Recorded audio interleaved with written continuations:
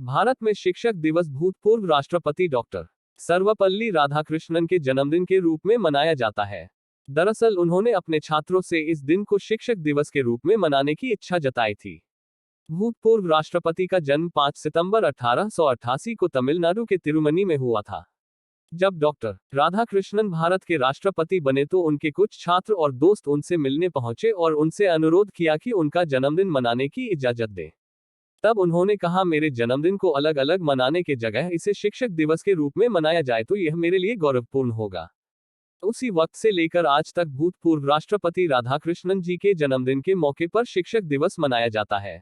Doctor Sarvepalli Radhakrishnan का जन्म 5 सितंबर 1888 को तमिलनाडु के छोटे से गांव तिरुमनी में ब्राह्मण परिवार में हुआ था।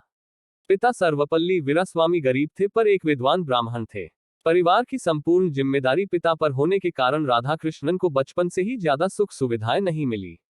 बचपन तिरुमनी गांव में ही बीता और यहीं से शिक्षा प्रारंभ हुई।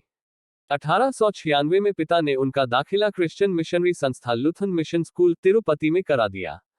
यहां उन्होंने 5 साल तक पढ़ाई की। 1900 में वेलूर के कॉलेज से शिक्षा ग्रहण की। आगे की शिक्षा मद्रास क्रिश्चियन कॉलेज से पूरी की। वह शुरू से ही एक मेधावी छात्र थे। उन्होंने दर्शन शास्त्र में एमए की डिग्री हासिल की थी। डॉक्टर सर्वपल्ली राधाकृष्णन की जिंदगी अभावों में बीती थी। महान दार्शनिक डॉक्टर सर्वपल्ली राधाकृष्णन ने दर्शन शास्त्र की पढ़ाई अपनी मर्जी से नहीं की थी। गरीबी ने उन्हें दर्शन शास्त्र की पढ़ाई के लिए मजबूर किया। कहा जाता है कि डॉक्टर सर्वपल्ली राधाकृष्णन के एक चचेरे भाई ने उन्हें दर्शन शास्त्र की किताबें पढ़ने के लिए दी थी।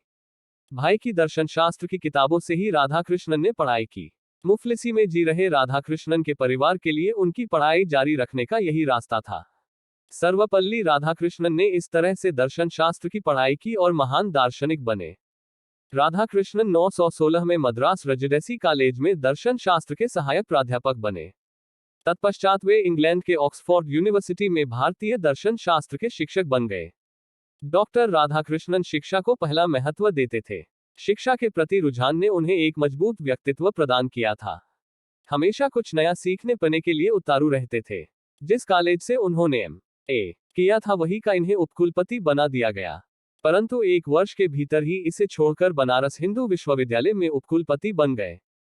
जब भारत को स्वतंत्रता मिली उस समय जवाहरलाल नेहरू ने राधाकृष्णन से आग्रह किया कि वह विशिष्ट राजदूत के रूप में सोवियत संघ के साथ राजनयिक कार्यों की पूर्ति करें। नेहरू जी की बात को स्वीकारते हुए उन्होंने 1947 से 1949 तक संविधान निर्मात्री सभा के सदस्य के रूप में कार्य किया। 13 मई 1952 से 13 मई 1962 तक वे देश के उपराष्ट्रपति रहे। 13 मई 1962 को ही वे भारत के राष्ट्रपति चुने गए। राजेंद्र प्रसाद की तुलना में इनका कार्यकाल काफी चुनौतियों भरा था। उसी दौरान भारत के चीन और पाकिस्तान के साथ युद्ध हुए जिसमें चीन के साथ भारत को हार का सामना करना पड़ा था। डॉक्टर राधाकृष्णन को 20वीं सदी के भारत के सबसे प्रभावशाली विद्वानों में से एक माना जाता है। राधाकृष्णन मैसूर यूनिवर्सिटी और कोलकाता यूनिवर्सिटी में फिलॉसफी के प्रोफेसर रहे थे। इसके अलावा वह ऑक्सफोर्ड यूनिवर्सिटी में भी प्रोफेसर रहे।